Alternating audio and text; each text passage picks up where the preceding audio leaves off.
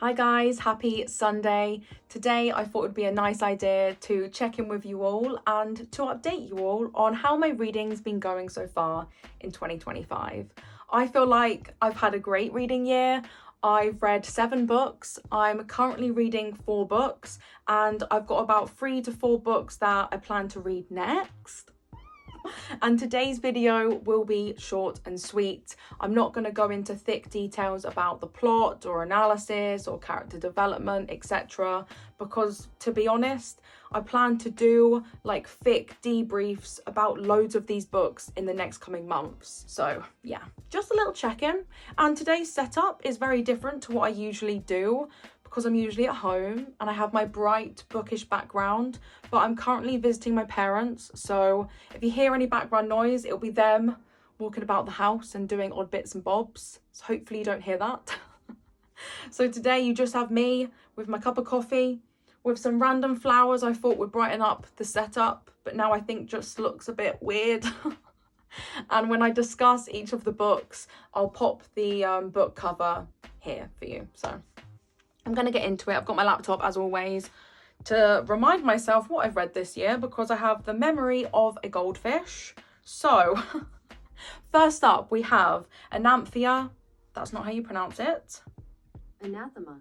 Anathema. We have Anathema by Keri Lake, and this is the first book in the Eating Woods duology series, and the second book is due to come out, I believe, in the next couple of months. Fingers crossed. I'll pop up on the screen here the expected release date for that.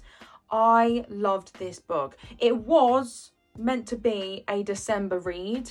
It was meant to be a book advent calendar, so I would read a couple of chapters each day on the lead up to Christmas, but I only did 25% of that and I read the rest in January. But guys, don't let that make you think it wasn't a good book and I couldn't be bothered to read it. December's just busy, and once I got into this I could not put it down. Oh my goodness, I'm obsessed. And the ending, such a cliffhanger. I cannot wait to sink my teeth into the second book. This is a Gothic dark romantasy series. It's very typical in the sense it has a mortal female main character who, like, she doesn't really have a family. She doesn't know her true heritage. She's an orphan. People think she's a bit witchy, a bit creepy because strange things have happened to her growing up. She has power that she doesn't know about, and she learns about that throughout the book, and you get to find out and test how powerful she is. Then there is an immortal male main character. He is this morally grey, grumpy, cold assassin, and he is cursed. And he finds out that the female main character's blood will cure his curse. So, cure his curse.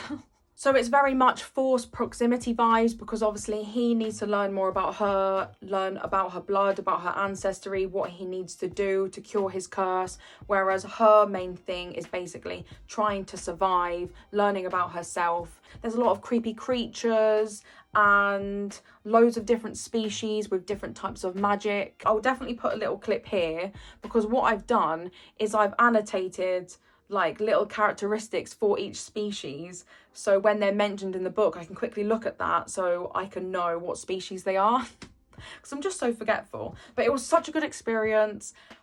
I gave this a 4.25. It did have like 1 or 2 plot holes. I wasn't too keen on the intimate scenes, because this is a slow burn romance. I haven't even mentioned that. It's slow burn, and honestly nothing happens throughout the whole book until the last couple of chapters in terms of intimacy and those spicy scenes. And in all honesty, when the spice happened, I was like, really? Did it really have to happen then? I would rather no spice this book and spice the second book. But then the cliffhanger saved it. It really did. I would have probably left the book a bit meh, but then I left it, oh my God. So yeah, I had a good time. Then the second book was the 4th book in the Twisted series called Twisted Lies by Huang. This series was great. If you have read any of Huang's books, they're all very similar in the sense of there is a male main character, a female main character. They don't know each other, or they might be enemies, or they don't like each other. They're forced to spend time together. They fall in love. They have a third act breakup, and then they get back together. And honestly, that happens in 8 out of 10 of her books. And I eat it up every time. I love it. I go into it knowing what I'm going to get, and it's great. This concluded the Twisted series. I will be doing a deep analysis of the Twisted series, very similar style to the Kings of Sins analysis I did. And this story followed Stella and Christian. It's a billionaire romance. It's a fake dating situationship. He is a very cold, grumpy character. I mean, I love a cold, grumpy main character. Same as my mangas. The grumpier, the better. The colder, the better. Anyway, he is this hacker, genius, who owns a security business. And he's also a mega stalker. He absolutely stalks Stella. I'm not going to lie to you there. Like, he is red flag. And then Stella, she is a very sweet character. She's a model and an influencer, but she actually is dealing with a lot of anxiety and a lot of issues, but she doesn't want to burden anyone with her issues, so she keeps a lot of it in. And she ends up getting a stalker.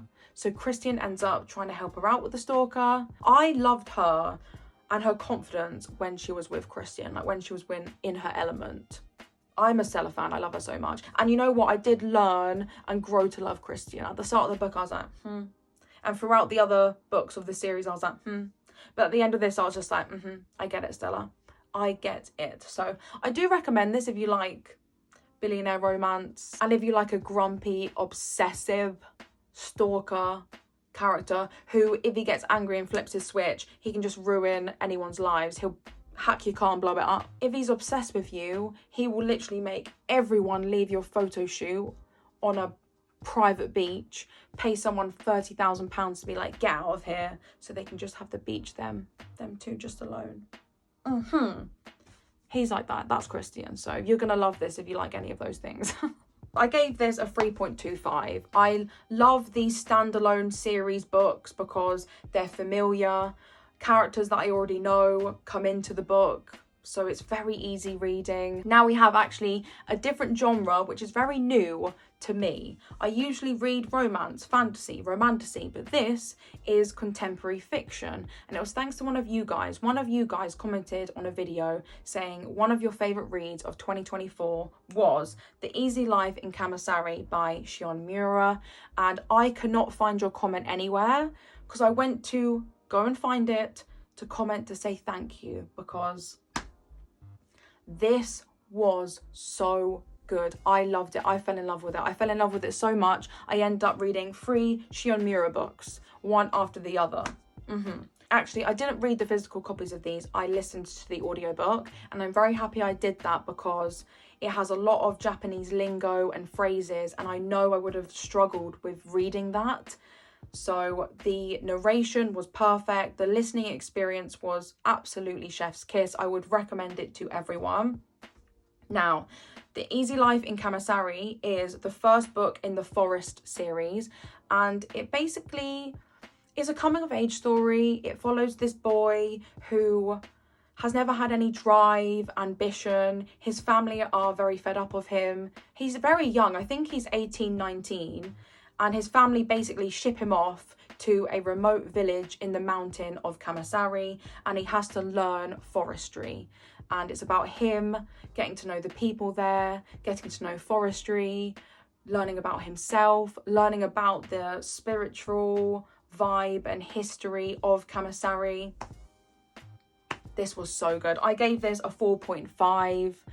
It's very sweet, endearing. It was a very easygoing comfort read, but there was only one thing I wasn't too keen on. One character cheats on his wife, and it's kind of a character trait, and it's brushed off. I wasn't keen on that, and I don't like that when that's in books, so that was a shame. But it didn't sway me to not continue it, and it made me go straight on to the next book, which was called Kamusari Tales Told at Night, which is the second book in the Forest series. It was narrated by the same guy, and what's good about this one was it follows his second year on the mountain. So the first one was all about him learning. The villagers, loads of them didn't really like him. He was an outsider, he was a city boy, whereas in the second book, people like and know him. He's a bit like, he's better at forestry but still learning. We know the characters, and each chapter is a tale and a bit more history about Kamusari. The second book was more whimsical and about love. Like, the main guy, he really likes a girl, and it's about him wooing her throughout the book, because she's in the first one, but it's not a massive plot point, whereas in this book it's a mega plot point. Like, love is a key theme. I loved how this ended. It was good, but it wasn't as good as the first one, in all honesty. What did I give this? I gave this a 3.75. And why it got knocked down is because it's written in a style of the main character writing in a diary. And that's fine, but they keep repeating. He kept repeating every single chapter. Oh, I know no one's ever going to read this, so hi, my imaginary readers. Again and again and again. It's like, we know you're writing in a diary. We don't need to be told every chapter that, hi, imaginary readers, or, oh, I'm embarrassed, but no one's ever going to read this, so that's okay. That was the only rubbish thing about it. And then I continued on the Shion train, and then I read her Great Passage book. What a different book. I went into this blind. I knew nothing about it. And you know what? I'm glad I did, because if I read the description, it was not my cup of tea. It didn't sound exciting or thrilling. So when I describe this to you, I'm not going to sell it to you well, but please do read this. It was touching and sweet. So the Great Passage is about a group of people making a new dictionary, and each chapter follows a different person's perspective, a different person's point of view. You get to know that character more in their chapter, and the book spans over a 15-year period. So like the first chapter is a guy who's been wanting to do this. It was his idea to make the dictionary, and he's retiring, and he finds a replacement. The second chapter's about the replacement. The third chapter's about another man in the team. The fourth chapter's about a woman who comes onto the team. And then the fifth chapter is quite concluding, and it ends with... Actually, no, I'm not going to say. You're surprised. When you read it, you'll find out who the fifth chapter's about and all of that.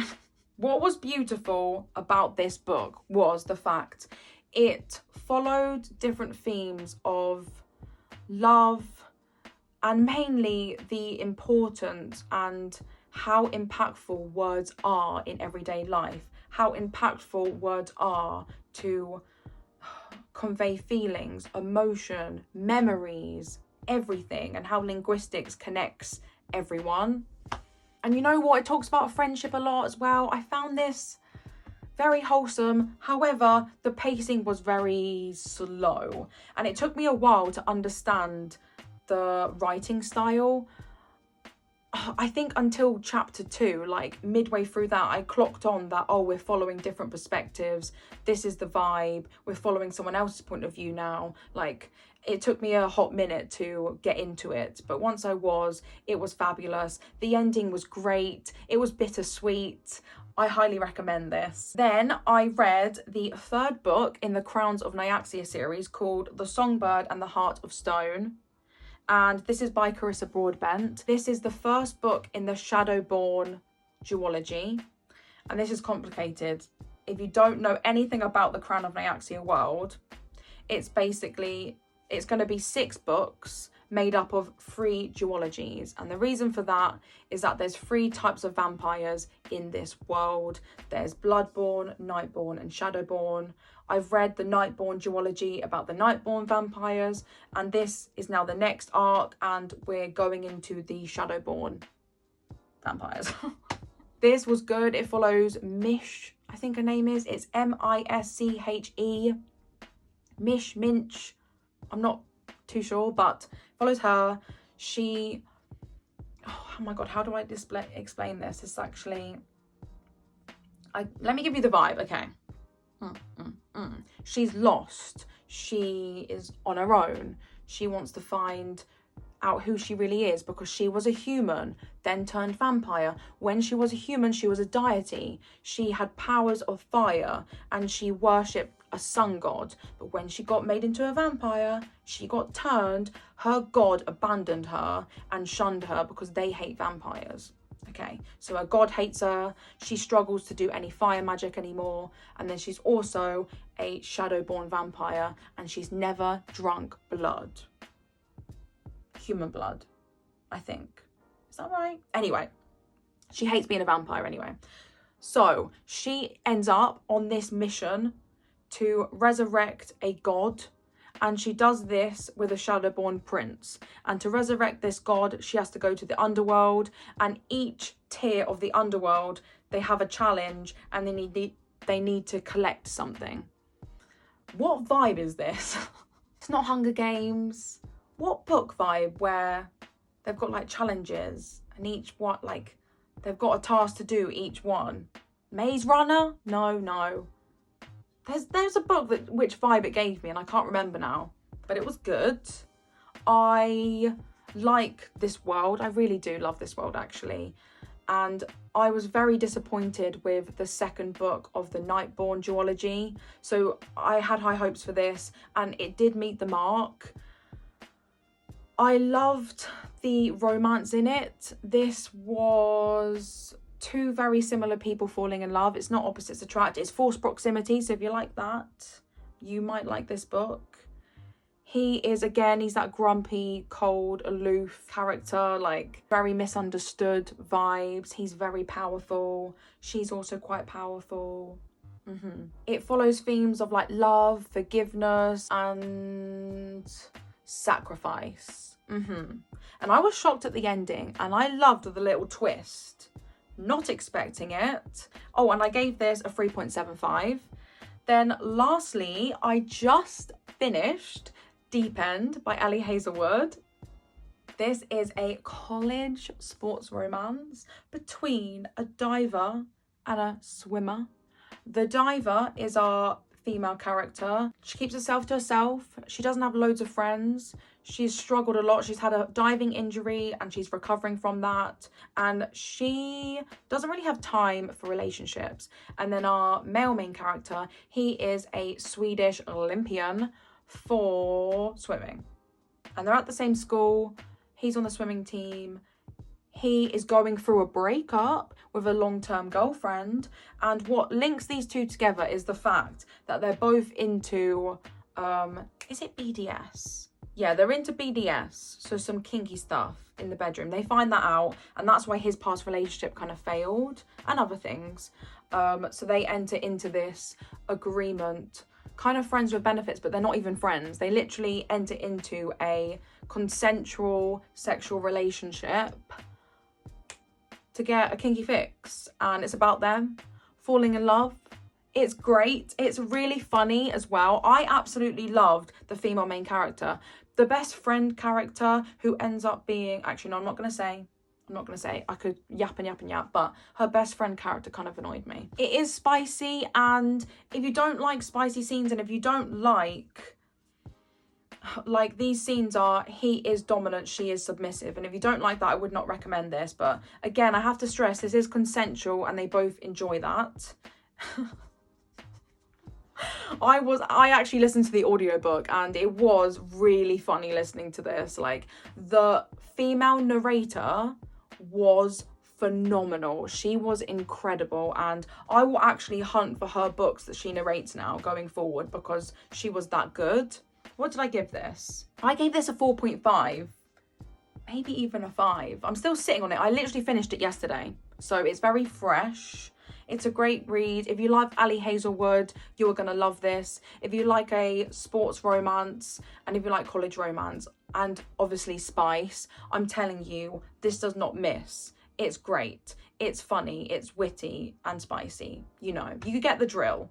And that is every single book I've read so far this year, all 7. And the books I'm currently reading, let's get that up quickly. So I'm currently 70% of the way through Love Unwritten by Lauren Asher. This is the second book in the Lakefront Billionaire series. It's similar to the Twisted series where each book is a standalone, but it's set in the same world, so you know the characters, it's the same environment, etc. It's good, but like I really can read it for like 7 hours and then I'll put it down and I don't pick it up again for like a week. Like I started this the 12th of January and I'm 70% of the way through.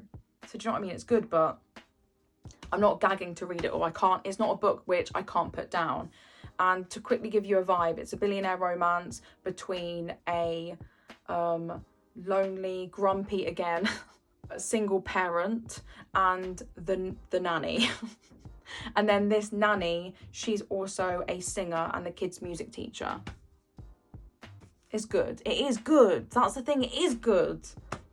I'm just not insanely gripped. Then I am 55% of the way through Slaying the Shifter Prince, which is by Claire Sager. And it is a book in the Mortal Enemies to Monster Lovers series. I don't know what to make of this because the male main character is really mean. Like to the point where I was like, oh my goodness. Like there's a scene where he makes the female character crawl to him on diamonds, and the diamonds are the other way up, so they're going into her knees. I don't know if it's too much. I don't know. To give you a quick gist, she wants to kill him because he killed her sister. So she concocts a plan, she's a dancer, she's like an acrobat, I mean, and she tries to kill him, fails, and then he is basically like, your life is mine now, and he kind of treats her like a pet. It's not bad, but I don't know what to make of it yet. I'm only 55% the way through, so we'll see how it goes. I'm loving it and I'm not liking it. I don't know. Then we are 23% of the way through The Dawn of the Cursed Queen by Amber V. Nicole. This is the third book in the Gods and Monsters series. This is a really slow burn for me. Really slow burn. I loved the first 2 books of this series. They were phenomenal. They were great. Whereas this one, it's not hitting the mark. But if you like a book with loads of point of views and a really thick world building, a lot of different characters, a lot of supernatural characters, a really badass FMC, enemies to lovers, a god absolutely loving and obsessed and will let the world be ruined purely for the love of this woman. It's that. It's great. And it's meant to be a 7-book series, so I really need to get into this and finish it. I hope it does get better. If you're reading the series and you've read The Dawn of the Cursed Queen, do you feel the same? Did you struggle as much as I am? And then lastly, I'm only 5% of the way through, If We Were Villains by M.L. Rio. And this is kind of like a retelling of a murder. So this man is in jail. He's about to get let off. And the detective on the case has come to him being like, I want to know the truth. I'm quitting the force or something, or he's retiring, and he's like, just tell me the truth, and it's not on record. And it's this guy retelling the murder of a character. Yeah, I think that's describing it okay. I mean, I'm 5% of the way through and it's good. I just need to pick it back up again. And that was a book that I picked out of my TBR prompt jar video, and I'm so sorry. If you're new to this channel, if you're not new, this is normal behavior from me. Like, you know I'm like this. But if you are new to this channel, I'm sorry. I am very much like this. I will do a prompt TBR jar video and then I won't stick to it, or it will take me a while to get to those books because I'm a mood reader and I suck. I'm sorry. However, I love making those videos, so I will continue to make them. And I still do plan to read these. So that will be next on my reading list, plus the other 2 books from my prompt TBR video, which was Throne of the Fallen by Keri Maniscalco and Before I Let Go by Kennedy Ryan. So they're next up on the reading list. Plus, in April, the 5th book of the Kings of Sin series. King of Envy is coming out, and I pre-ordered that. I've got a special sprayed edge version from WH Smith's, so I will be reading that in, the next couple of months. So those are the 4 books I plan to read next, plus the 4 books I'm currently reading, so who knows when I will actually get to all of these. But yeah, this is a very realistic reading style for me. I'm not someone that can read loads and loads of books, because I do read manga as well and I get sucked into that world. So yeah, I'm balancing both books and manga right now, but I'm having a great time with my reads. Please do let me know how your 2025 reading is going. How many books have you read so far this year? What type of books are you planning to read? Have you read any of the books I've spoken about today? Please do give me your thoughts and feelings. And I'm going to leave you here. I hope you enjoyed today's video, and I hope to see you in the next one. Bye guys. I've just realised I've hardly drank any of this coffee because I've just been yapping away.